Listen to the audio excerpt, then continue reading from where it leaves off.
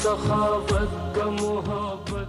जी अभी अपने नाज़रीन को बताएं कि कराची और इसके मज़ाफ़ात में इफ्तार का वक्त हुआ चाहता है। दूसरे इलाकों में रहने वाले अपने मकामी वक्त के मुताबिक रोज़ा इफ्तार करें।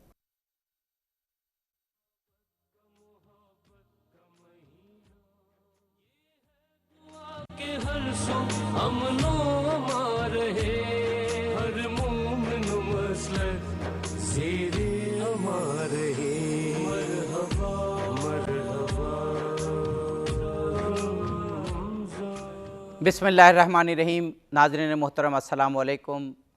नशरियात मरहबा रमज़ान के साथ अज़हर अली आबिदी हाज़िर ख़िदमत है। नाज़रीन सच टेलीविज़न की जानिब से माह मुबारक रमज़ान में इस वक्त हमारा आपका साथ होता है और हम रोज़ आपके साथ ऐसे मौज़ूआत के साथ और ऐसे उलमाए कराम और दानिशवरान मुअज़्ज़म के साथ हाज़िर होते हैं कि माह मुबारक रमज़ान से मुतालिक मौज़ूआत और वो मौज़ूआत जो हमारी ज़िंदगियों से करीब हैं, जिनको समझ कर, जिनको अपना कर हम अपनी दुनियावी और उखरवी दोनों ज़िंदगियों को संवार सकते हैं, इस पर हमारी गुफ्तगू होती है। नाज़रीन माह मुबारक रमज़ान में हमारे दीगर प्रोग्राम्स में और माह रमज़ान के अलावा भी सच टीवी के प्रोग्राम्स में हमेशा ये कोशिश रही कि तमाम मकातबे फ़िक्र के उलमा को, दानिशवरों को यहाँ पर दावत दी जाए, एक कंस्ट्रक्टिव बहस हो और मालूमाती बहस हो और जो मुश्तरकात हैं इंसानियत के, मज़हब के, उन पर गुफ्तगू हो। सच टीवी ने हमेशा कोशिश की और हमें हमेशा फ़ीडबैक मिली कि सच टीवी की काविशें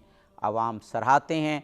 मुख्तलिफ़ मकातिब के लोग और तमाम मुसलमान एक दूसरे के करीब आते हैं और ये सिलसिला इंशाअल्लाह इसी तरह आगे बढ़ता रहेगा। हमारे साथ रोज़ाना की तरह मौलाना हैदर अलवी साहब मौजूद हैं, एक मुक़्तदर आलिम दीन हैं, ख़ूबसूरत तरीके से मौज़ूआत को संभालते हैं। हमारे साथ मौलाना सैयद असद रज़ा साहब बुखारी मौजूद हैं। आप भी हमारे मुल्क के एक नामवर आलिम दीन और ख़तीब हैं और हम शुक्रगुज़ार हैं कि तशरीफ़ लाते हैं। एक और शख्सियत हमारे साथ मौजूद हैं, जनाब मौलाना मुनीर आलम हज़ारवी साहब। आप भी हमारे मुल्क के एक नामवर ख़तीब हैं और बड़े मकबूल खुतबा में आपका नाम लिया जाता है और हमारी खुशकिस्मती के तीनों उलमा मौजूद हैं और हमें ज्वाइन कर लिया है हुमा अरसलान साहिबा ने भी। और अब आप अपने मेहमान का तारुफ कीजिए। हमारे साथ जो आज के नाज़िम मौजूद हैं, नाज़रीन उनका भी हम तारुफ कराएंगे। फ़खर अब्बास कहूट हमारे साथ मौजूद हैं। उनको खुशामदीद कहने के साथ साथ गुजारिश कि आप जो है वो हमदे सनाए रब्बे जलील पेश कर दें।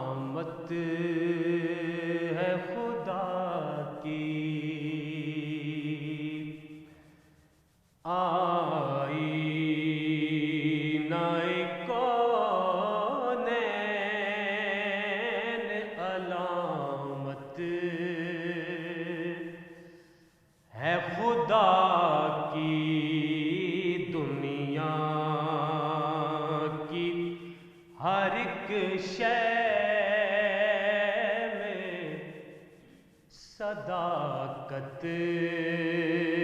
है खुदा की,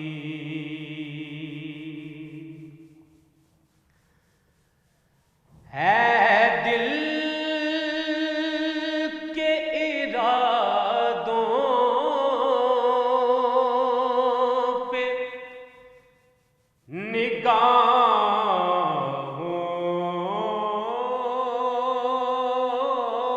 की रसाई,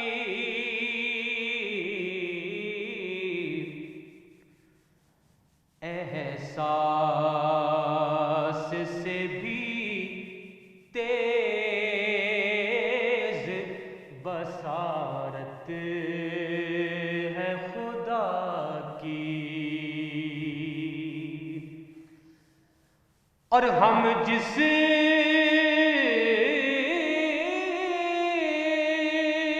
को समझते हैं कि फिरदौस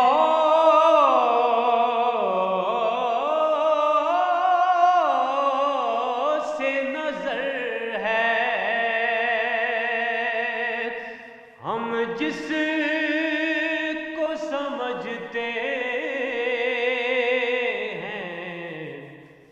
کہ فردوس نظر ہے، یہ ارض و سماوات پہ رحمت ہے خدا کی، اور فتنے ہوں مصائب ہوں مسائل ہوں کہ غم ہوں، ہر دور میں ہر لمحہ ضرورت ہے خدا کی، ہر دور میں ہر لمحہ ضرورت ہے خدا کی، آئینہ کونین علامت ہے خدا کی۔ سبحان اللہ سبحان اللہ، خوبصورت حمد، خوبصورت ادائیگی، بہت خوبصورت۔ گفتگو کی جانب بڑھتے ہیں۔ جناب مولانا حیدر علوی صاحب، ہمارا آج کا موضوع، کیونکہ ماہ مبارک رمضان کے بالکل آخری دن اب چل رہے ہیں، 3-4 دن غالباً اب رہ گئے ہیں، تو یہ دن کیسے گزارے جائیں، یہ اور پھر اس سال یہ جو ٹریننگ کا مہینہ ہے، تربیت کا مہینہ ہے، یہ پھر باقی سال کیسے ہم اس کو افیکٹو انداز میں جاری رکھ سکتے ہیں، تو انہی دو ہمارے موضوعات پر گفتگو ہوگی، فرمائیے گا۔ بسم اللہ الرحمن الرحیم۔ صبغۃ اللہ ومن احسن من اللہ صبغہ، اللہ کا رنگ اور اللہ کے رنگ سے بہتر کس کا رنگ ہے۔ یہ ماہ مقدس جب آتا ہے تو جہاں ایک طرف تعلیم و تربیت کا سامان پیدا کرتا ہے، جہاں ہمارے اندر صبر و شکر کی کیفیات پیدا کرتا ہے، جہاں ہمیں تقوی و طہارت کی طرف لے کر جاتا ہے، وہیں ہمیں محسوس ہوتا ہے جیسے ہم ایک ایسے مہینے میں داخل ہو گئے ہیں جہاں ہر طرف اللہ کا رنگ بکھرا ہے، اور اللہ تعالیٰ کا رنگ ہم پہ بھی چڑھنا شروع ہو گیا ہے۔ اور یہ اللہ کا رنگ سحری اور افطاری میں بھی ہے، بھوک اور پیاس کی شدت میں بھی ہے، یہ قیام اللیل میں بھی ہے، یہ ہمارے قرآن حکیم کی تلاوت میں بھی ہے، ذکر و اذکار میں بھی ہے۔ پھر اس کے ساتھ ساتھ ہمارے اندر جو مواسات، حضور نے فرمایا یہ ماہ مواسات ہے، غم گساری کا ایک جذبہ پیدا ہوتا ہے، اس میں بھی ہے۔ ہر طرح سے ہمارے اوپر اللہ کا رنگ چڑھنا شروع ہوتا ہے، اور ہم خود کو ایک نیکی کی وادی میں جاتا محسوس کرتے ہیں۔ اب ہمارے اوپر ہے کہ کیا ہم نے اس کو صرف ایک مہینے کے لیے اس رنگ کو اپنے اوپر چڑھایا، یا مستقلاً ہم نے اسے اپنی زندگی کا حصہ بنا لیا۔ اگر تو یہ ریفریشر کورس تھا، تو پھر تو جب ہم اس کے ساتھ ساتھ ہم آخری ایام میں جا رہے ہیں، تب تو ہمارے اندر یہ ہماری فطرت ثانیہ بن جانی چاہیے، اور پھر رسول خدا ہوں، ائمہ طاہرین ہوں، اصحاب پیمبر ہوں، جب یہ ماہ مقدس اختتام پذیر ہو رہا ہوتا تھا، جس طرح آنے کی خوشیاں ہوتی تھی، جاتے ہوئے الوداع کرتے ہوئے ان کے اندر ایک غم کی وہ کیفیت ہوتی تھی کہ جو شاید لفظوں میں بیان کرنا اس لیے مشکل ہے کہ جب ہم ائمہ طاہرین کے ان لفظوں کو پڑھتے ہیں تو یوں لگتا ہے جیسے کوئی مجسم مہمان آیا تھا اور مجسم مہمان ہم سے جدا ہو رہا ہے، اور اس کو رخصت کرتے وقت یوں الوداع کہا جا رہا ہے کہ جیسے واقعی پروردگار عالم کی بارگاہ میں عاجزی، انکساری، تذلل بلا درجے کا اس کے اندر موجود ہوتا ہے۔ تو یہ کیفیت اگر ہمارے اندر بھی ہے اور ہمیں بھی آنے کی خوشی اور اس مہمان مہینے کے جو یہ پلٹ رہا ہے تو اس کے اوپر غم کی کیفیت ہے، اور جو اس ماہ مقدس نے ہمیں نیکی کی خوشیاں اور روحانیت عطا کی ہے، اگر تو وہ ہم نے اپنی فطرت کا حصہ بنا لیا ہے، پھر تو یقیناً ہم نے اس ماہ مقدس سے جنت بھی حاصل کر لی ہے اور جنت والا بھی حاصل کر لیا ہے۔ سبحان اللہ سبحان اللہ۔ جناب مولانا اسد رضا صاحب بخاری، وہی کویسچن کہ آخری ایام ہیں، بھرپور فائدہ کیسے اٹھا سکتے ہیں؟ بسم اللہ الرحمن الرحیم۔ آپ نے ماشاءاللہ بڑے اچھے طریقے سے یہ ایام اس طرح سے گزارے ہیں کہ آپ کا پیغام، ماہ مبارک کا پیغام सच का पैगाम जी बेशक दुनिया तक पहुँचता रहा बेशक। और आज भी पहुँच रहा है। इंशाअल्लाह आइंदा भी मौला तौफीक अता फरमाएंगे तो आपकी तौफीकात में इजाफ़ा हो, आप इस काम को आगे जारी रखेंगे। मसला ये है कि कुछ लोग, कुछ अय्याम, कुछ सातें और कुछ ज़माने ऐसे होते हैं जिनमें अगले ज़मानों की तैयारी की जाती है। बेशक और इंसान जो है वो अपने माजी से सबक सीखता है, मुस्तक़बिल के लिए मनसूबा बंदी करता है, सही बात, और मुस्तक़बिल जो है वो उसकी मनसूबा बंदी हाल में ही होती है। बिल्कुल ठीक। हाल में आप अपने मुस्तक़बिल को तश्कील देते हैं, और जिसके पास माजी की मारिफत नहीं, हाल का जज्बा नहीं, उसका कोई मुस्तक़बिल नहीं। सही बात। हमने खुतबा शाबानिया से वो अल्फाज बहुत मरतबा दोहराए, आइंदा भी इंशाअल्लाह ये दोहराते जाएंगे, और जो बाद में नस्लें आएंगी वो भी दोहराएंगी। ये तो ख़त्मी मरतबत के ज़बान अक़दस से निकले हुए अय्याम अफ़ज़लुल अय्याम, लयाली है अफ़ज़लुल लयाली, साआत अफ़ज़लुस साआत। तो ये क्या सब कुछ है? ये है कि क़द दुई तुम फ़ीहे इला ज़ियाफ़तिल्लाह वजुइल तुम फ़ीहे मिन अहलिल कराम, कि खालिक कायनात ने आपको एक अपना दस्तरखान जो है उस पर बुलाया है, और आपको दावत दी है, और आपको अहले करामत में, मतलब ये शरफ़ उस दस्तरखान पर हाज़िर होने के लिए जब आदमी तैयार होता है तो गोया एक शरफ़ की दुनिया में। सही। तो इनायात इलाही की बरसात में ये सोचना कि आइंदा हम इस चीज़ को किस तरीके से कंटिन्यू करेंगे, कैसे चलेंगे, ये वाक़ईन ऐसा होना चाहिए। और तवज्जो के साथ हमारे आज़ाओ जवारे सारे के सारे अगर रोज़े की वजह से अपनी यानी मर्ज़ी इलाही के मुताबिक इन तमाम आज़ाओ जवारे से इताअत इलाही की रोशनी फूटने लगे, और देखें न समा वल बसर वल फुआद कुल्लु उलाइका कान अन्हु मसऊला, इंसान की समात, इंसान की ज़बान, इंसान की आँखें, ये सारी की सारी जवाबदेह हैं ज़ात अक़दस इलाही की बारगाह में। अब सबसे ज़्यादा जो इनके लिए तरबियत और तरबियत में जो मश्क होती है, वो चीज़ जो फ़राहम करती है वो रोज़ा है। बेशक। कि इंसान ने रोज़ा रखा है, अब वो समझता है कि मेरी ज़बान का रोज़ा, मेरी आँखों का रोज़ा, मेरी समात का रोज़ा। तो वो जो ज़बान का रोज़ा है, ये एक ऐसी चीज़ है कि इंसान कम अज़ कम अगर गीबत से छुटकारा पा ले, गीबत एक ऐसा मुहलिक मर्ज़ है और एक ऐसी चीज़ है कि इससे बचना बड़ा मुश्किल हो जाता है। सही बात है। बल्कि उलमाए इल्म अखलाक जो हैं वो कहते हैं कि ये मसाइल तो नबियों के घर में भी होते हैं। सही। यानी अपने आप को हर बंदा अगर जवाबदेही की जगह पर आके देखे तो गीबत सुनना और गीबत करना, अब और ये मुर्दा भाई का गोश्त खाने के मुतरादिफ है, तो रोज़े की मानवियत कहाँ गई? लेकिन रोज़े में आम तौर पे बहरहाल ख्याल रोज़े की मानवियत ख़त्म हो गई ना, कोशिश की जाती है। जब हम मुर्दा भाई का गोश्त खाएंगे तो रोज़ा कहाँ रह गया? तो फ़िक़ही एतबार से तो आप रोज़ा इफ्तार करेंगे जब वो वक्त होगा उसका, लेकिन मानवी तौर पर रोज़ा वहीं ज़ाया हो जाएगा। सही बात।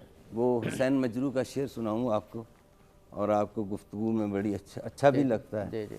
वो कहते हैं कि वो कहते मुखलिसी है कि यारों के दरमियाँ, वो कहते मुखलिसी है कि यारों के दरमियाँ गीबत को छोड़ दें तो फ़कत खामोशी बचे। हाय हाय हाय। यानी हमारा गुफ्तगू का ख़ास तौर पर अंदाज़ जो है वो हमें वक्फे पर भी जाना है। अगर आप इजाज़त दें तो मौलाना मुनीर आलम हज़ारवी साहब को भी शामिल कर लें, और बाकी हमारे पास बहुत वक्त है अभी गुफ्तगू इंशाअल्लाह। लेकिन क्योंकि वक्फे पे जाने से पहले हम चाह रहे हैं कि गुफ्तगू में तुन्ने उलमा किराम से हम कुछ ना कुछ इस्तिफ़ादा कर लें। जनाब मौलाना मुनीर आलम हज़ारवी साहब क़िबला, आप फरमाइएगा कि आखिरी अय्याम जो बचे हैं इनसे इस्तिफ़ादा ज़्यादा से ज़्यादा कैसे हम करें? बिस्मिल्लाहिर्रहमानिर्रहीम। वमन अहसनु कौलन मिम्मन दआ इलल्लाहि व अमिल सालिहन व क़ाल इन्ननी मिनल मुस्लिमीन। सुभान सदक़ल्लाहुल अज़ीम। मोहतरम आबदी साहब, हुमा अरसलान साहिबा, सबसे पहले तो मशकूर व ममनून हूँ कि आपने एक दफ़ा मौका दिया, और आपका शुक्रिया, आप तशरीफ़ लाते हैं। हाज़री की सआदत नसीब होगी और एक अच्छे मौजू के साथ आपने याद किया है।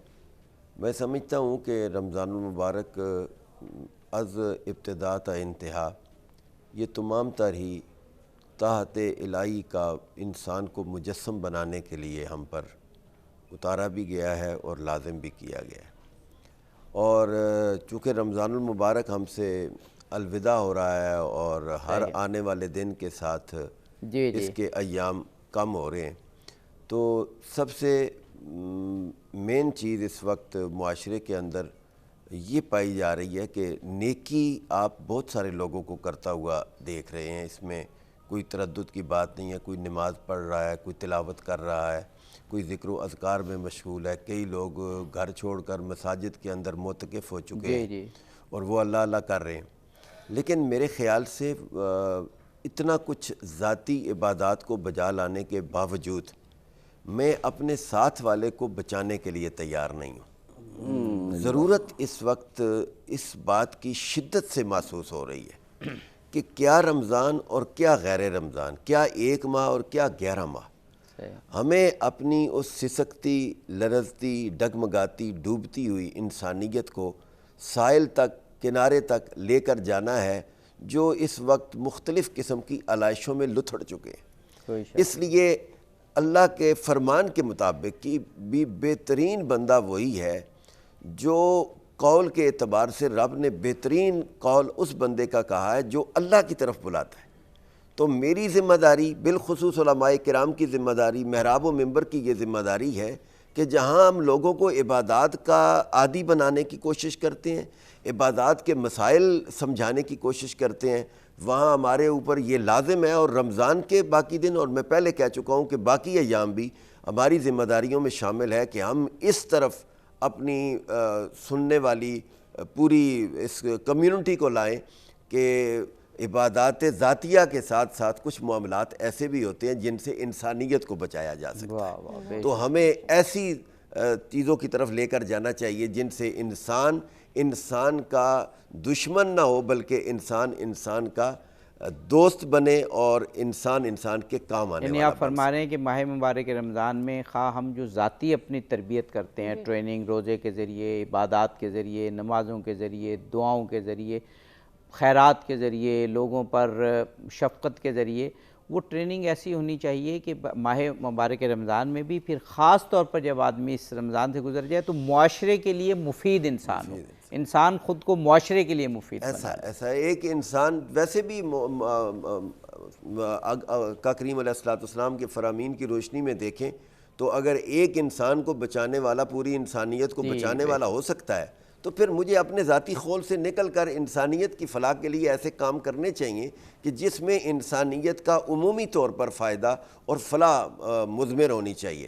کچھ ایسے سٹیپس لینے چاہیے جس کے اندر انسانیت کرانے کی بجائے وہ سکھ کا سانس لینے لگے۔ بڑی آپ خوبصورت بات کر رہے ہیں کہ ماہ مبارک رمضان کو عام طور پہ ہم اپنی انفرادی تربیت کا ذریعہ سمجھتے ہیں، لیکن آپ اس طرف ہماری توجہ مبذول کروا رہے ہیں کہ انفرادی تو ہے ہی، لیکن ہمیں اجتماعی حوالے سے اپنے آپ کو ایک ایسا معاشرہ ڈیولپ کرنے دینا چاہیے کہ جو سب کے لیے مفید ہو اور سب اس میں رشد و ارتقا کر رہے ہیں۔ ایسے ہی جیسے آپ کا یہ فورم ہے، ہمارے محراب و منبر ہیں، ہمارے دیگر جو قومی فورمز ہیں، ان کو اس طرف آنا چاہیے کہ وہ ایک انسان کو انسان بنانے پر توجہ دیں۔ چاہے جائے کہ وہ لمبی نماز، اگر عبدی صاحب میں اپنے گھر میں رات ساری نفل پڑھتا رہوں تو وہ میری ذات کا فائدہ ہے، لیکن اگر میں امر بالمعروف نہی عن المنکر کا فریضہ اس طور پہ ادا کروں کہ کسی کا دل بھی نہ توڑوں اور لاکھوں دلوں کو جوڑ کر میں ایک ایسی چین بنا دوں کہ دنیا دیکھ کر حیران ہو جائے کہ یہی تو ملت واحدہ ہے، تو اس رنگ کی طرف ہمیں لے کر جانے کی رمضان المبارک میں بالخصوص بہت زیادہ ضرورت ہے۔ اور اسی لیے اللہ نے اس بندے کے قول کو بہترین قول کہا ہے جو اللہ کی طرف بلاتا ہے، اور اللہ کی طرف بلانے کا مقصد یہی ہے کہ احکام الہیہ کی طرف بھی بلایا جائے اور اللہ کی جو مخلوق، اللہ کا کنبہ ہے، اس کی ہمدردی کے جذبات بھی انسان کے ذہن کے اندر اجاگر کیے جائیں تاکہ وہ ایک اچھا اور کامل انسان بن کے معاشرے کے سامنے آئے، اور پھر اس کے اندر یہ جذبہ شدت کے ساتھ ہو کہ وہ لرزتی، سسکتی اور آؤ بکا کرتی ہوئی انسانیت کے لیے اچھا کردار ادا کرے۔ ہمیں ایک بریک کی جانب جی ناظرین، ہمیں بریک کی جانب بڑھنا ہے، بریک سے واپس آتے ہیں، اس خوبصورت گفتگو کے سلسلے کو آگے بڑھاتے ہیں۔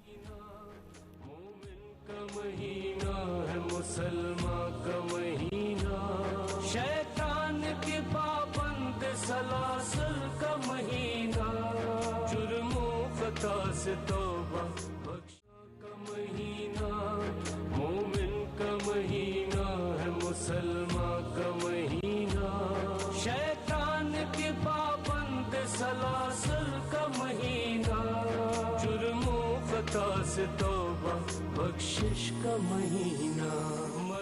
वेलकम बैक नाज़रीन, मरहबा। इफ्तार ट्रांसमिशन में एक मरतबा फिर से आपको कहेंगे खुशामदीद। जी अब्दी साहब नात ले लेते हैं। जी फ़खर अब्बास से हम गुजारिश करेंगे कि वो बारगाह रिसालत इमाम सल्लल्लाहु अलैहि वसल्लम में गुलहाए अकीदत निछावर करें। बिस्मिल्लाह कीजिए।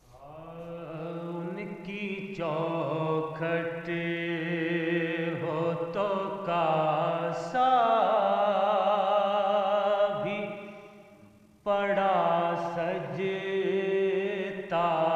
है, उनकी चौखट हो तो कासा भी पड़ा सजता है, दर बड़ा हो, दर बड़ा हो तो सवाली भी खड़ा सजता है, दर बड़ा हो, दर बड़ा हो तो सवाली भी खड़ा सजता है। और ऐसा आका हो तो लाजिम है गुलामी पे गरूर, ऐसा आका हो तो लाजिम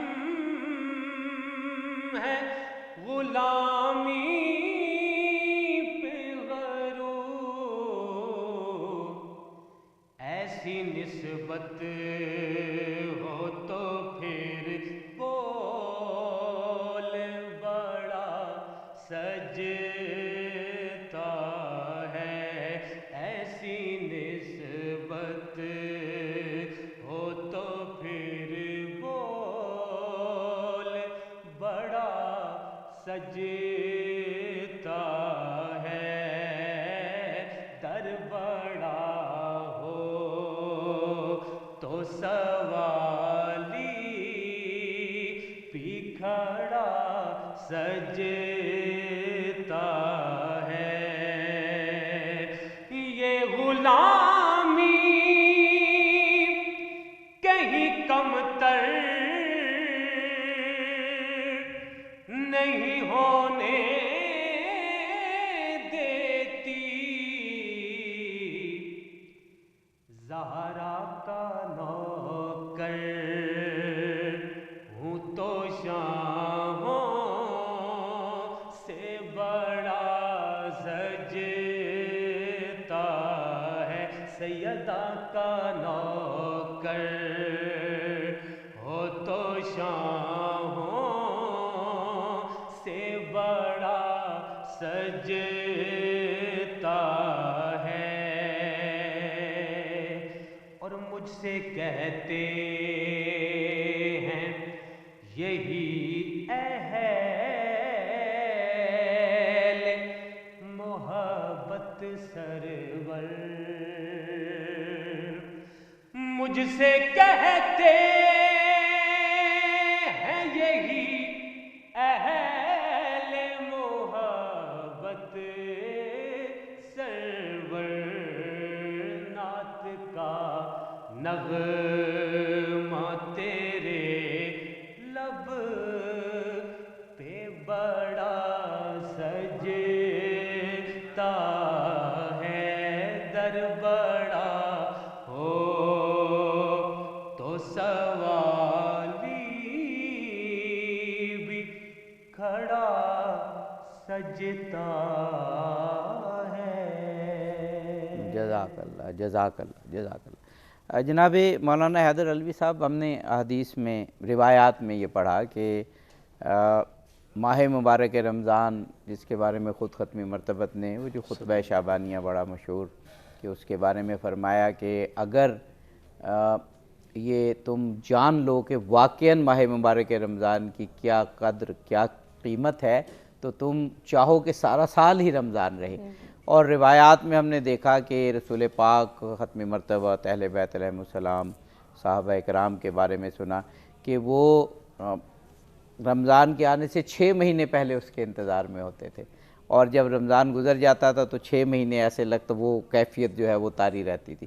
تو گویا ماہ مبارک رمضان ایک ایسا مہینہ ہے کہ یہ مطلوب بھی یہی ہے، اسلام بھی یہی چاہتا ہے کہ سارا سال اس کیفیت میں آدمی رہے جو ماہ رمضان میں جو روحانیت حاصل ہوئی ہے۔ وہ روحانیت کیا ہوتی ہے آپ کے خیال سے، اور وہ کیسے پھر سارا ماہ برقرار رہتی ہے؟ تو انڈیویجولی انفرادی طور پر اور اجتماعی طور پر فائدہ رہتا ہے معاشرے کو۔ دیکھیے میں نے روایات میں پڑھا کہ ایک نماز دوسری نماز تک کے درمیان گناہوں کا کفارہ ہے، ایک جمعہ دوسرے جمعے کے درمیان تک گناہوں کا کفارہ ہے، واہ واہ واہ، ایک عید دوسری عید تک کے درمیان، اسی طرح ایک جو ہے ماہ رمضان دوسرے رمضان تک کے درمیان بھی۔ لیکن جو نماز کفارہ بنتی ہے وہ قائم کرنے والی ہے۔ جی جی جی، اگر تو وہ قائم کی ہے، صرف پڑھی نہیں ہے، کیونکہ اقیم الصلاۃ کا حکم ہے، اقرا الصلاۃ تو نہیں ہے کہ نماز پڑھو، ہم تو یہی کہتے ہیں نماز پڑھیں، لیکن حکم ہے نماز قائم کریں۔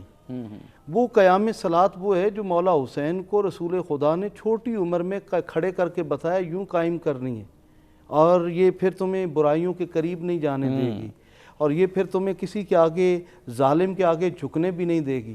اور پھر دنیا نے دیکھا کہ مولا حسین نے اس نماز کو ایسا قائم کیا کہ کربلا کی سرزمین تک پھر کسی ظالم کے آگے وہ سر جھکا نہیں ہے۔ وہ جھکتا تھا تو صرف مالک لم یزل کے آگے، وہ خدائے وحدہ لا شریک کی بارگاہ میں جھکتا تھا۔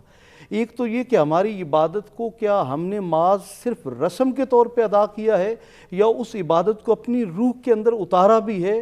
اگر تو وہ ہماری روح میں اتر جاتی ہے تو پھر پورا سال ہی ماہ مواسات چلتا رہے گا۔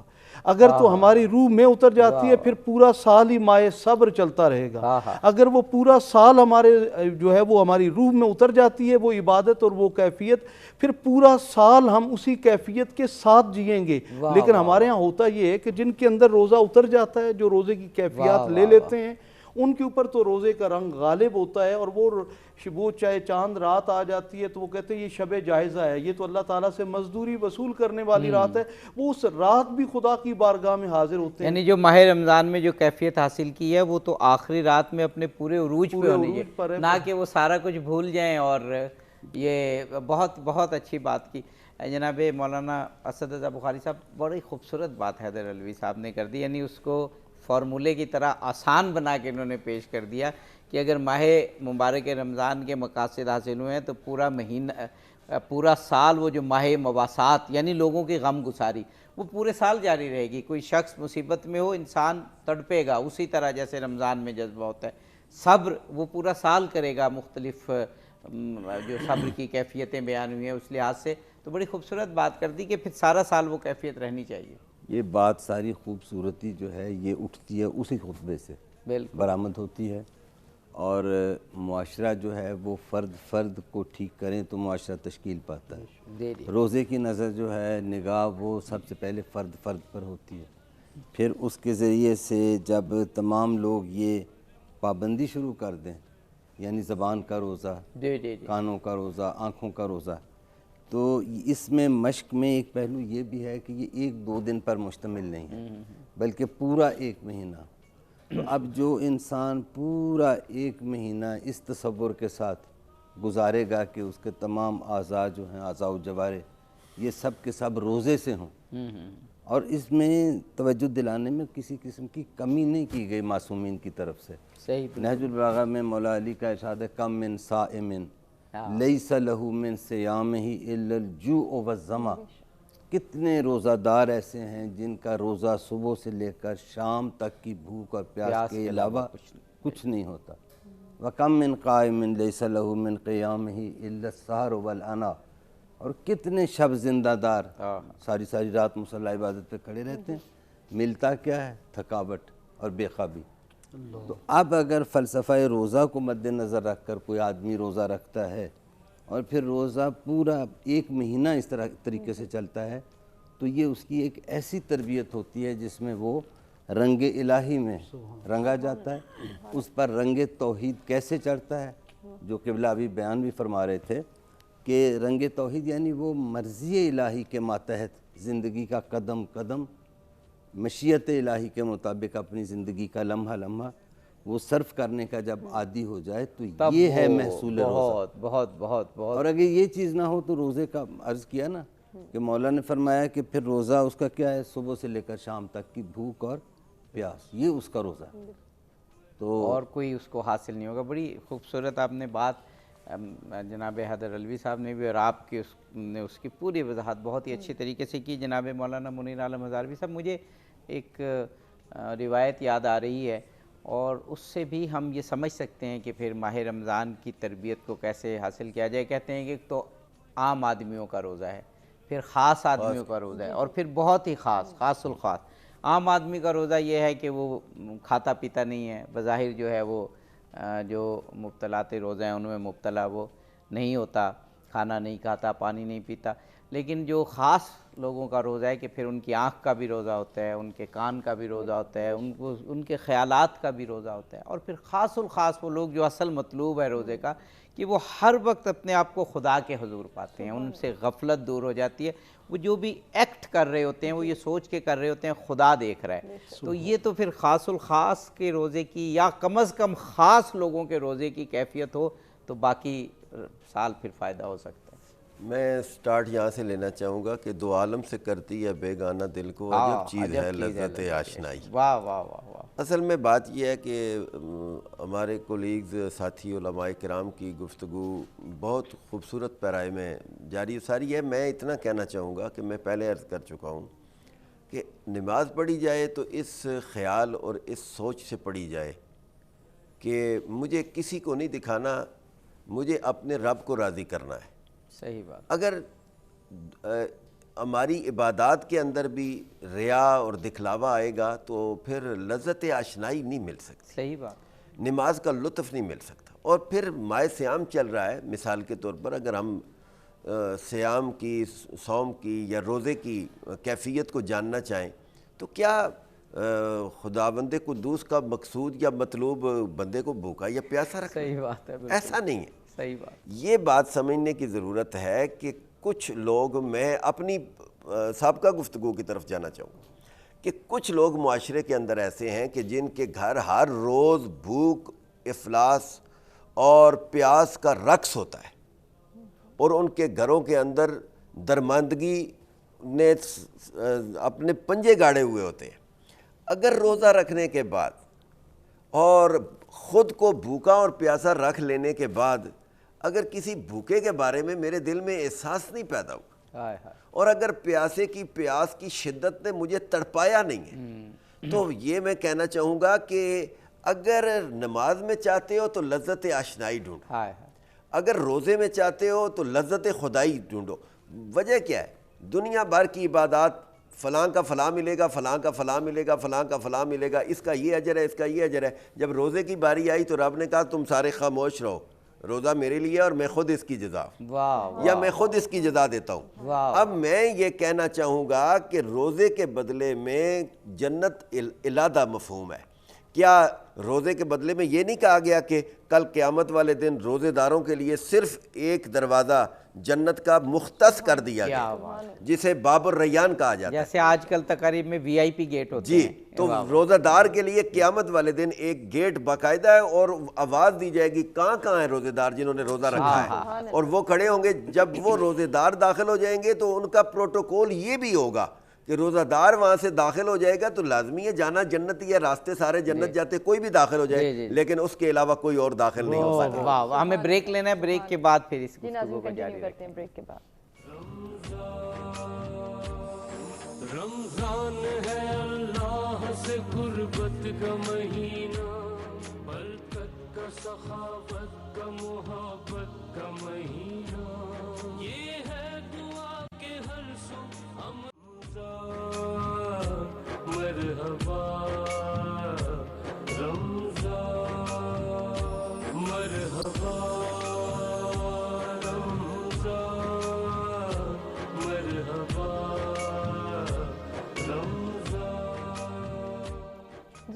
बैक नाज़रीन, मरहबा इफ्तार ट्रांसमिशन में एक मरतबा फिर से आपको कहेंगे खुशामदीद। जी आबिद साहब। जी, हम मौलाना मुनीर आलम मज़ारवी साहब से गुफ्तगू फरमा रहे थे और आप फरमा रहे थे कि हमें जो माह मुबारक रमज़ान की प्रैक्टिस है, जो तरबियत है, उसको फिर सारा साल इस तरह से जारी रखना चाहिए कि मुआशरे के लिए एक मुफीद तरीन इंसान हम बन जाएँ, वो आप फरमा रहे थे। बिस्मिल्लाहिर्रहमानिर्रहीम। आप देखें कि एक मोमिन की खुसूसी तौर पर ये सिफ़ात होती हैं कि चाहे वो रमज़ान हो या गैर रमज़ान हो। मोमिन की सिफ़ात जब बयान की गई हैं तो वल्लज़ीना यबीतूना लिरब्बिहिम सुज्जदन व क़ियामा, वो लोग जो रातें बिता देते हैं रुकू करते हुए, सजदा करते हुए, क़याम करते हुए, और ततजाफ़ा जुनूबुहुम अनिल मदाजिअ, उनके जो पहलू हैं वो बिस्तरों से जुदा रहते हैं। तो ये सारी वो चीज़ें हैं जिनके असरात इंसान की ज़िंदगी पर उमूमी तौर पर पाए जाते हैं। क़याम हो, रुकू हो, सजदा हो या दीगर इबादत के कोई भी तुरक हों, उनके अंदर इबादत के अंदर जो लज्जत आशनाई मिलती है, तो इंसान के दिल के अंदर जहाँ खुदा, मुस्तफ़ा और आका करीम अलैहिस्सलाम की ज़ात के साथ वालियाना इश्क और मोहब्बत पैदा होता है, वहाँ मखलूक का दर्द भी पैदा होता है। और फिर इत्तेफाक की बात है कि यही इबादत जो होती हैं इंसान की ज़िंदगी के अंदर पाई जाने वाली खोट को और कमी कजी को दूर करती हैं। मुझे एक हज़रत नबी करीम सल्लल्लाहु अलैहि वसल्लम की एक हदीस मुबारक याद आ रही है कि जनाब अबू हुरैरा रज़ी अल्लाह तआला अन्हु से की रिवायत है कि एक शख्स हुज़ूर अलैहिस्सलाम की बारगाह में आया और उसने आकर कहा कि या रसूलल्लाह, वो फ़लाँ बंदा है, वो रात को नमाज भी पढ़ता है और सुबह उठ के चोरी करता है। तो सरकार ने फरमाया कि आप फ़िक्र ना करो, अनकरीब उसकी नमाज उसकी चोरी चकारी को छुड़ा देगी। अब आप अपने जहन में ये बात रखें कि कुरान का वो फरमान अपने सामने लाए ना कि इन्ना सलात तनहा अनिल फ़हशाइ वल मुनकर। अब रमज़ानुल मुबारक की इबादत हो, चाहे नमाज की सूरत में हो, क़याम की सूरत में हो या भूख प्यास की सूरत में, अपने ऊपर इंसानियत का दर्द तारी करने के लिए रोज़े की सूरत में हो, कोई भी सूरत हो, उसका जब नतीजा हमें इस सूरत में मिले कि वो हमारी ज़िंदगी का हिस्सा बन जाए, तो फिर ये वसूख से कहा जा सकता है कि हमारी नमाज़ें, हमारे रोज़े, हमारे दीगर ज़िक्र व अज़कार और ये हमारे औराद व वज़ाइफ़ इस हवाले से कारामद हैं कि ये हमारी ज़िंदगी की एक ख़ास टाइम, ख़ास पीरियड के लिए नहीं है, बल्कि हमारी टोटल ज़िंदगी पर इनका असर आइंदा के लिए भी रह रहा है। बेशक बेशक। जनाब मौलाना हैदर अलवी साहब, मैं एक और सोच रहा था कि माह मुबारक रमज़ान की तरबियत को सारा साल हम कैसे कायम रखें कि जो अहादीस रिवायात हमें स्पेसिफ़िकली रोज़े के मकासद के बारे में बताती हैं, वो माह रमज़ान के दौरान भी और बाद भी बड़ी मुआविन होंगी। मसलन हमें हज़रत अली अलैहिस्सलाम का एक कौल है कि रोज़े फ़र्ज़ किया गया है ताकि लोगों के इखलास को आज़माया जाए, या जिसका मफ़हूम है कि इखलास की तरबियत हो। तो अब इंसान ये देखे कि मैं जो सारी उम्र बाकी वक्त भी जो काम कर रहा हूँ, क्या ये खलूस दिल से इखलास के साथ अल्लाह की खातिर कर रहा हूँ या कोई दिखावा तो नहीं है। या एक रिवायत में यह है कि रोज़ा इसलिए फ़र्ज़ किया गया ताकि फ़कीर और गनी बराबर हो जाएं, और जो गनी लोग हैं, जो पैसे वाले लोग हैं, वो भूख का मज़ा चखें और उनको मालूम हो कि गरीब अगर उसको भूख जब सताती है तो क्या कैफियत होती है। इसी तरह एक रिवायत है कि जब तुम रोज़ा रखो तो ख्याल रखो कि खाने पीने को तो रोज़ा रखा है, लेकिन ये कान का भी रोज़ा है, ये आँख का भी रोज़ा है, ये ज़बान का भी रोज़ा है। तो इन अहादीस की तरफ अगर ध्यान हो और आदमी उस कैफियत में जाए तो फिर वो सारे साल वो मकासद इंसान के जहन में रहेंगे। यकीनन जब रोज़े को इबादत का दरवाज़ा कहा गया है तो उसका मतलब यही है कि जो इबादत है वो खालिस फ़ख़लिसू लहुद्दीन, दीन को खालिस अल्लाह के लिए कर दो, ये हुक्म है कुरानी। और उदखुलू फ़िस्सिल्म काफ़ा, पूरे के पूरे इस्लाम में दाखिल हो जाओ। और रमज़ान मुबारक या रोज़ा एक ऐसी इबादत है जो मोमिन को मुकम्मल इस्लाम में दाखिल कर देती है। जैसे एक शख्स जो बिल्कुल तन्हाई में है और हलाल रिज़्क उसके अपने ही हाथ का कमाया हुआ है, और अपनी उसकी ज़ाती हालत ये है कि गला खुश्क कांटा बना हुआ है, और उसको चाहिए कि वो एक गिलास पानी पी ले, चंद लुक़मे खा ले, और तन्हा है, कोई पास भी नहीं है, और वो इसलिए आगे नहीं बढ़ रहा कि अल्लाह का हुक्म है। اور جب اس سے کہا جائے کہ تم اکیلے ہو کھا لو، بعض دفعہ آپ نے دیکھا ہوگا ہمارے چھوٹے معصوم بچے ہیں 7 سال کے 8 سال کے، ہم اسے کہتے ہیں چوری روزہ رکھ لو، بلکہ بہلا کے کہتے ہیں کہ کچھ کھا لو، اور اندھیرے میں کھلانا چاہتے ہیں، وہ کہتے ہیں نہیں اللہ تو دیکھ رہا ہے۔ یہ بچے کی فطرت تو پاک ہے، بڑے بھی جو ملوث ہو چکے ہیں گناہوں میں لیکن روزہ جب رکھ لیتے ہیں تو ان کو بھی احساس ہوتا ہے کہ تنہائی میں بھی میرا رب تو مجھے دیکھ رہا ہے۔ یہ جو اللہ تعالیٰ کا تنہائی میں مجھے دیکھنے کا تصور ہے، یہ اتنا بڑا تصور ہے کہ انسان پورے 11 مہینے اگر اس تصور کو پختہ کر لے، کوئی گناہ ایسا نہیں ہے جس کی طرف انسان بڑھ سکے۔ اب روزہ انسان کو وہ تمام اخلاقی اقدار دیتا ہے کہ جس سے معاشرے کے اندر ایک بہتر انسان کے طور پہ ہم اپنا کردار ادا کر سکتے ہیں۔ یقیناً کہا جاتا ہے کہ جب انسان خود بھوکا ہو تو بھوکے کی بھوک کو محسوس کر سکتا ہے، پیاسا ہوگا تو پیاسے کی پیاس کو محسوس کر سکتا ہے۔ تو وہ ماہ مواسات کہنے کا مقصد بھی یہی ہے کہ ایک عبادت تو وہ ہے جو آپ بھوکے پیاسے رہ کر رہے ہیں، حلال سے رک کر رہے ہیں۔ اب اللہ تعالیٰ ہمیں شعور دینا چاہ رہا ہے کہ بھئی میری خاطر اگر حلال رزق سے رک سکتے ہو تو 11 مہینے کیا میری خاطر حرام سے نہیں رک سکتے؟ اور وہ مومن حقیقی مومن ہے جو حلال اور حرام کے درمیان تمیز کرتے ہوئے زندگی گزارتا ہے۔ اور اس کا مطلب یہ ہوتا ہے کہ آپ کو بہت ساری وہ وبائی امراض جس نے آپ کو یقیناً ٹارگٹ کرنا ہوتا ہے، جب آپ حلال اور حرام میں تمیز کر رہے ہوتے ہیں پروردگار عالم آپ کی حفاظت کرنا شروع کر دیتا ہے۔ اور جب آپ اس ماہ مواسات کی اثرات کو پورا سال لے کر چلتے ہیں اور اللہ کی مخلوق کے غم کو محسوس کرتے ہوئے اپنے رزق کا دروازہ کھولتے ہیں تو صدا آتی ہے صدقہ رد البلا، بھئی تم صدقہ کرو گے ہم بلاؤں کو تم سے ٹالنا شروع کر دیں گے۔ تو یعنی یہ موسم ایسا نیکیوں کا ہے کہ جس کے اندر جو ہم نے سیکھا ہے اگر پورا سال اس پہ عمل کرتے جائیں تو ہمارے معاشرے کی ناہمواری بھی ختم ہو جائے گی، برائیاں بھی ختم ہو جائیں گی اور ایک صالح اور نیک معاشرہ جنم لے گا۔ واہ، روحانیت آئے گی معاشرے میں۔ آغا صاحب یہ ابھی چند دن باقی ہیں، لیکن جب ہم اسلامی روایات دیکھتے ہیں اور ماہ رمضان سے متعلق احادیث کا مطالعہ کرتے ہیں تو معلوم ہوتا ہے کہ یہ چند دن بھی بہت ہیں۔ وہ لوگ کہ جو یہ سمجھتے ہیں کہ خدا نخواستہ ماہ مبارک رمضان کی وہ روحانی کیفیت خدا نخواستہ کسی وجہ سے وہ ابھی تک نہیں حاصل کر پائے، تو یہ دن جو باقی بچے ہیں یہ غنیمت ہے۔ وہ جو کہتے ہیں کہ ہر روز رات کو صدا آتی ہے خداوند قدوس کی جانب سے، فرشتے ندا دیتے ہیں کہ کوئی ہے جو مجھ سے رزق مانگ رہا ہے میں رزق دوں، کوئی ہے جو مغفرت مانگ رہا ہے میں مغفرت دوں، جو کوئی ہے جو پریشانیوں سے نجات مانگ رہا ہے میں نجات دوں۔ اور پھر کہا جاتا ہے ہر سال ہر رات کو لاکھوں لوگوں کو اللہ افطار کے وقت بھی اور پھر رات کو بھی نار جہنم سے آزاد کرتا ہے۔ اور پھر جو آخری رات ہوتی ہے، جتنے ماہ مبارک رمضان میں لوگ گناہوں سے آزاد ہوئے، جہنم سے آزادی دی، اتنے ہی پھر آخری رات میں۔ تو اس کا مطلب ہے کہ یہ لمحات بہت قیمتی ہیں اور یہ ابھی موجود ہیں ہمارے لیے، ان سے ہم فائدہ اٹھا سکتے ہیں۔ مومن کے اندر دونوں چیزیں بیلنس ہونی چاہیے۔ ایک یہ کہ انسان خداوند تعالیٰ کی رحمت پر امید رکھے، صحیح، اور دوسرا اس کے عذاب سے خوف زدہ ہو۔ صحیح، بالکل۔ تو جس کے یہ دونوں پلڑے برابر ہوں، امید و رجا اور خوف خدا، تو وہ صحیح مومن ہے۔ بڑی آپ نے صحیح بات کی۔ بعض اوقات آدمی جب نیک عمل کر رہا ہوتا ہے تو بہت تذبذب میں اور بہت فکر میں ہوتا ہے کہ یہ قبول ہوگا یا نہیں ہوگا، تو اس شخص کو یہ بتانے کی ضرورت ہے کہ آپ امید کا دامن ہاتھ سے نہیں چھوڑو، جب عمل کر رہے ہو تو یقیناً قبول ہوگا، اور جو کرتے ہی نہیں اس امید سے کہ اللہ معاف کر دے گا، اس کے لیے آپ کا یہ دوسری والی بات۔ جی تو الاسلام ہو تسلیم۔ اور یہ بھی آپ کی خدمت میں عرض کروں، پہلے شاید ابھی میں نے ذکر بھی کیا تھا پرسوں کہ کسی نے پوچھا مولا سے کہ اسلام کا کیا معنی ہے؟ آقا نے کہا الاسلام ہو تسلیم۔ تو اس نے کہا تسلیم کا کیا معنی ہے؟ حضرت علامہ شیخ محسن نجفی سے کسی نے پوچھا جی کہ یہ ذریت کا کیا معنی ہے؟ انہوں نے کہا اطرت۔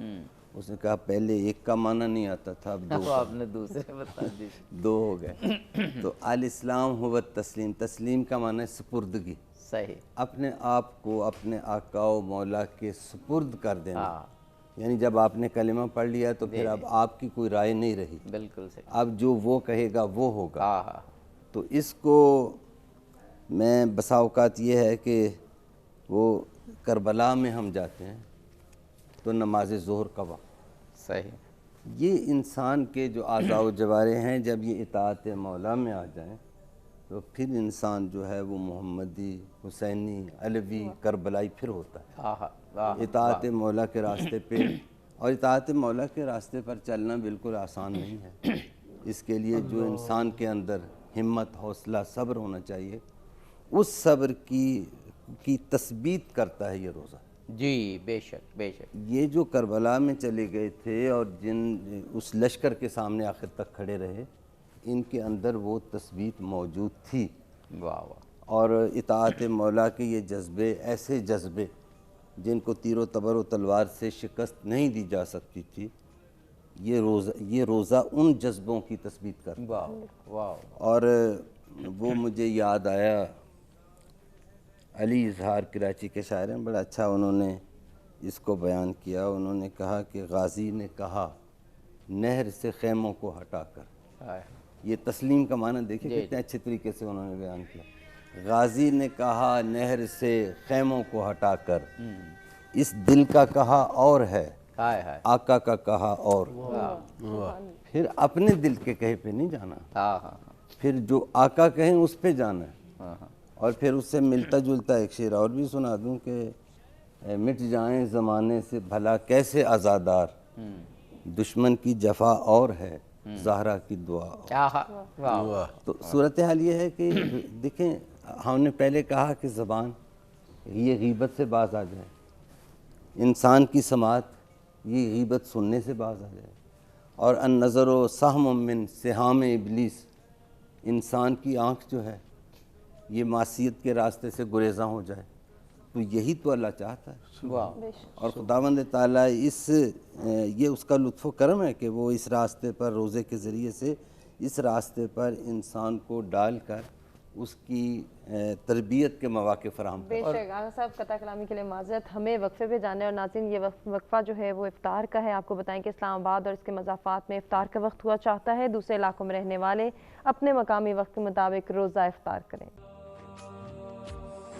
رمضان ہے اللہ سے قربت کا مہینہ، برکت کا، سخاوت کا، محبت کا مہینہ، یہ ہے دعا کے ہر سو امن و ویلکم بیک ناظرین، مرحبا۔ افطار ٹرانسمیشن میں افطار کے خوش کن وقفے کے بعد ایک مرتبہ پھر سے آپ کو کہیں گے خوش آمدید۔ جی آپ جی، ہم بات مولانا اسد رضا بخاری صاحب سے مکمل ہوئی تھی، مولانا منیر عالم ہزاروی صاحب سے درخواست کریں گے۔ ایک تو ہمارا آج کا موضوع ہی یہ ہے کہ ماہ مبارک رمضان کے آخری ایام ہیں، کیسے ان سے گزرا جائے بہترین انداز میں، اور دوسرا خود ہمارا اب یہ سیگمنٹ بالکل آخری ہے اور وقت کم ہوتا ہے اس میں، لیکن بہرحال پھر بھی ہمارے پاس 12-13 منٹ ہیں علماء کرام کے لیے۔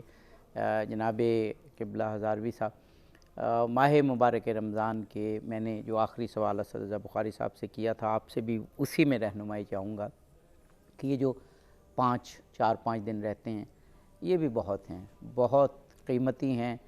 خدا کو تو ایک آنسو بھی اگر اس کے خوف سے نکل آئے تو وہی کافی ہوتا ہے۔ تو یہ 5 دن تو بہت زیادہ ہیں، رات ہے، دن ہے، سحر ہے، افطار ہے، رات کے لیے تہجد کی نماز ہے، نافلہ نمازیں ہیں، تراویح کی نماز ہے، اس کے بعد دن کے لیے تلاوت قرآن پاک ہے، دعائیں ہیں، مناجاتیں ہیں، بہت کچھ کمایا جا سکتا ہے ان 5 دنوں میں۔ بسم اللہ الرحمن الرحیم۔ میں آغاز اس بات سے کرنا چاہوں گا کہ چونکہ رمضان کے آخری عشرے کا ذکر جاری ہے، اس کی عبادات اور معمولات کا تذکرہ ہو رہا ہے، تو میں اس گھرانے اور خاندان کے معمول کی بات کرنا اپنے لیے لازم تصور کرتا ہوں۔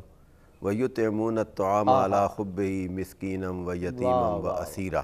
واہ واہ واہ۔ آپ دیکھیں نا، رمضان المبارک اگر یہ چیز ہمیں سکھلا جائے، اور میں سمجھتا ہوں کہ قرآن کی حقیقی تفسیر کو سمجھنے والے، یا قرآن کی سمجھنا تو دور کی بات ہے، قرآن کی حقیقی تفسیر ہونے والے لوگوں کی زندگی سے جو عملاً بات ثابت ہوتی ہے، وہ روزے کے اندر، جیسے علوی صاحب نے مواسات کی بات کی ہے، ہمدردی کی بات کی ہے، تو میں سمجھتا ہوں کہ روزہ رکھا ہوا ہے، خود بھی بھوک اور پیاس سے، لیکن اپنی بھوک اور پیاس پر مسکین کو، پھر دوسرے دن یتیم کو، پھر تیسرے دن اسیر کو ترجیح دے دینا، اس بات کی دلیل ہے کہ خانوادہ نبوت خانوادہ رسالت اور جناب مولا مرتضیٰ مشکل کشا اور سیدہ خاتون جنت فاطمۃ الزہرا سلام اللہ علیہما اور آپ کے شہزادگان جو ابھی بچپنے کی عمر میں ہیں لیکن آپ کی جو کنیز ہیں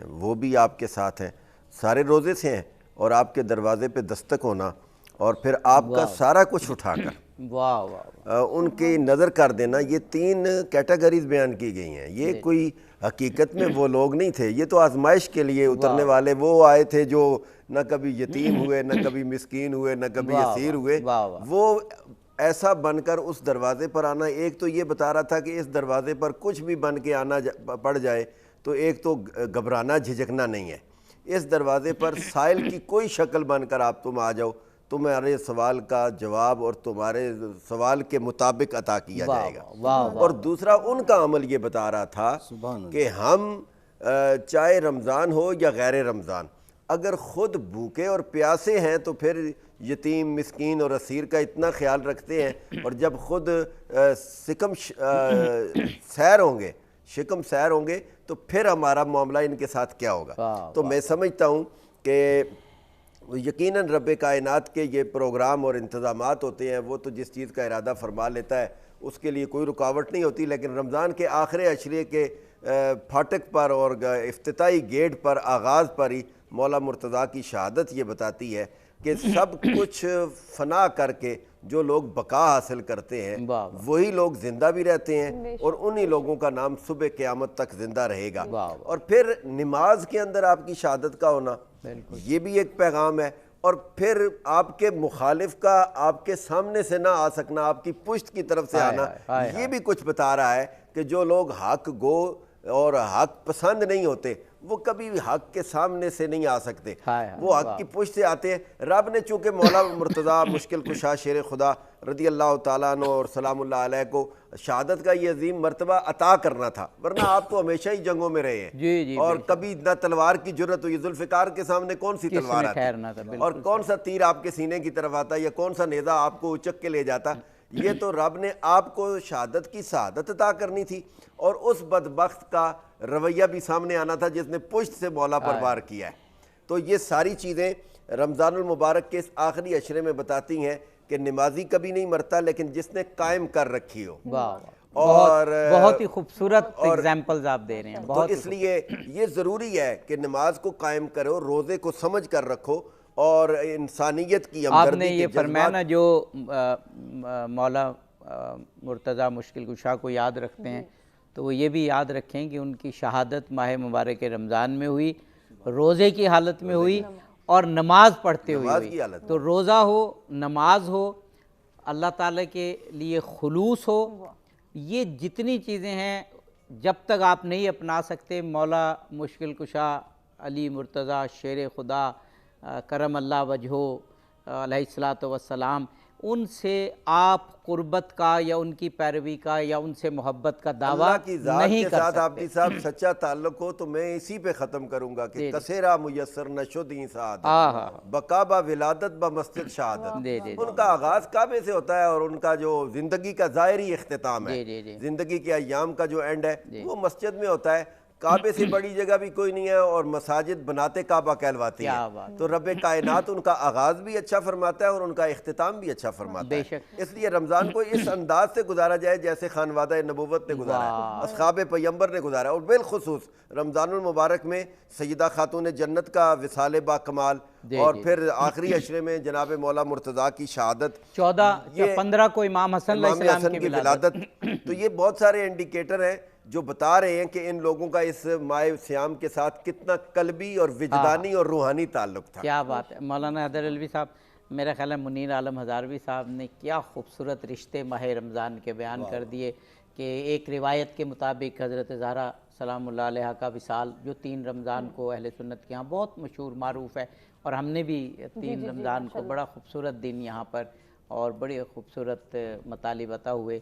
مولا مشکل کشا کی شہادت روزے کی حالت میں بوقت نماز اور مسجد کے اندر، اور حضرت امام حسن علیہ السلام کی ولادت، یہ سب بتا رہی ہیں کہ رمضان کی برکات اور رمضان کے ساتھ اٹیچمنٹ ایک مسلمان کی اگر ہے تو ہمیں رمضان سے وہی ملے گا جو حضرت زہرا کی پیروی سے، حضرت امام حسن کی پیروی سے، حضرت امام علی علیہ السلام، علیہ السلام، ان تمام شخصیات کی پیروی سے ملے گا۔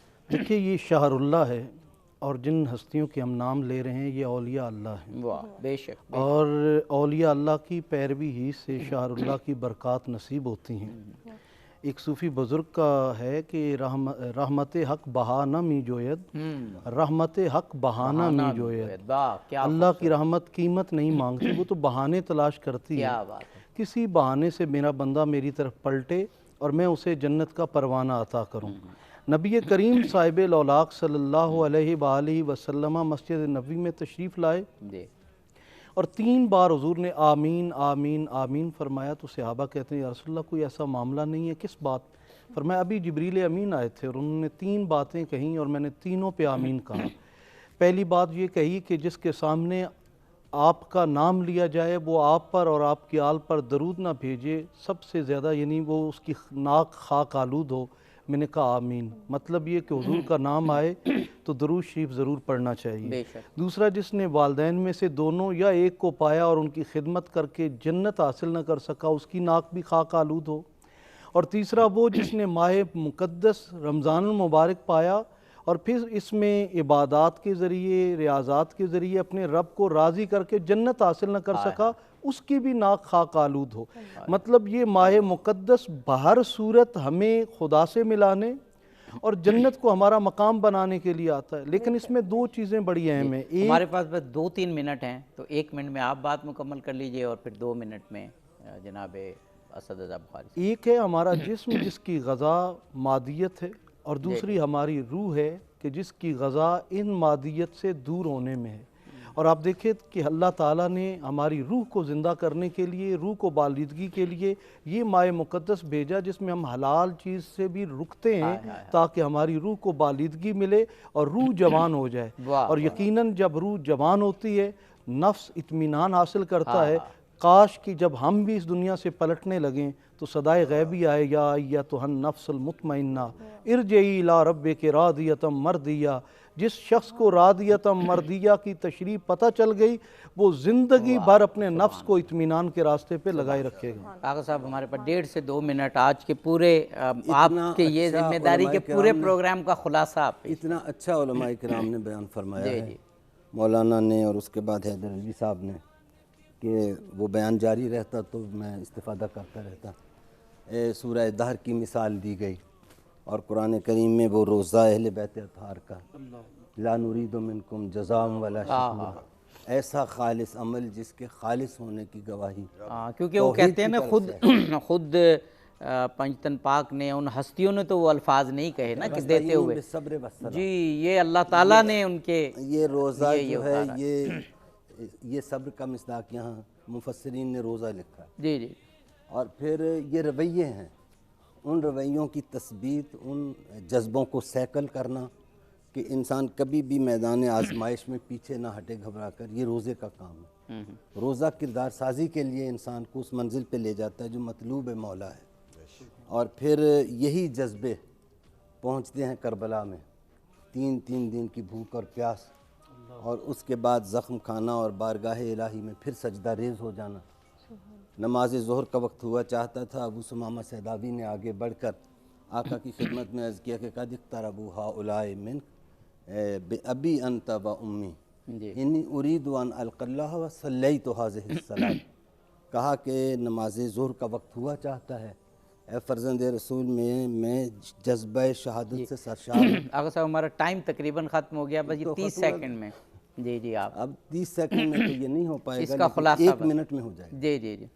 تو اس کے بعد جو آپ نے فرمانا ہے اس میں تھوڑا کمی کر لیں۔ جی وہ ہم تو فرمائیں گے ہی نہیں حضرت۔ اچھا، تو ابو ثمامہ سیداوی نے ذکر کیا کہ زوال کا وقت ہوا ہے تو میں جذبہ شہادت سے سرشار ہوں، شہید ہونا چاہتا ہوں آپ کے قدموں پر، لیکن جی چاہتا ہے کہ آخری نماز آپ کے پیچھے پڑھ لوں۔ جی جی۔ آقا نے ابو ثمامہ سیداوی کو دعا دی، کہا کہ ذکرت الصلاۃ جعلک اللہ من المصلین، تو نے نماز کو یاد کیا، اللہ تمہیں نماز گزاروں میں سے امام قرار دے۔ حسین نے کہا نا انہیں، مانی رکھتا ہے۔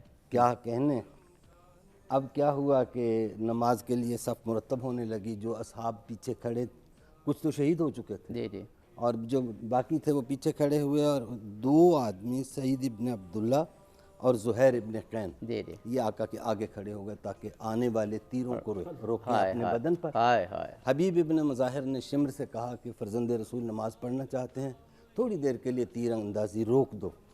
وہ خیر اس بات پہ جھڑپ ہو گئی، اس نے بدتمیزی سے کوئی جواب دیا، اور اس کے بعد پھر نماز ہوئی اور امام حسین نے نماز پڑھائی، اور وہ جو 2 آگے کھڑے تھے وہ ادھر سے تیر آئے تو زہیر ابن قین آگے سینہ کر دیں، ادھر سے آئے تو سعید ابن عبداللہ سینہ آگے کر دیں۔ جب نماز پڑھی گئی تو یہ دونوں گرے اور جامع شہادت پیش کر گئے۔ اس سے ایک پتہ چلتا ہے جی نماز سے روکنا یزیدیوں کا کام ہے، بے شک، اور تیروں کی بوچھاڑ میں نماز پڑھنا اور پڑھ پڑھانا جانا یہ حسین حسین والوں کا بہت بڑا میسیج آج کا ہم نے۔ اسی میسیج کے ساتھ اس ٹرانسمیشن کا اختتام کریں گے، سب کا شکریہ ادا کریں گے، اور جاتے جاتے فخر عباس سے گزارش کے چند بول وہ پیش کرتے ہیں۔ زبان سے کیا میں کہوں کہ آپ سے چھپا کیا ہے، وہ جانتے ہیں میرے دل کا ماجرا کیا ہے، زبان سے کیا میں کہوں، نبی کے عشق کی لذت بلال سے پوچھو، بلال جانتے ہیں کہ عشق مصطفیٰ کیا ہے، وہ جانتے ہیں میرے دل کا ماجرا کیا ہے، زبان سے کیا میں کہوں، کہا خدا نے سرے حشر بخش دی امت میرے حبیب بتا اور چاہتا کیا ہے، وہ جان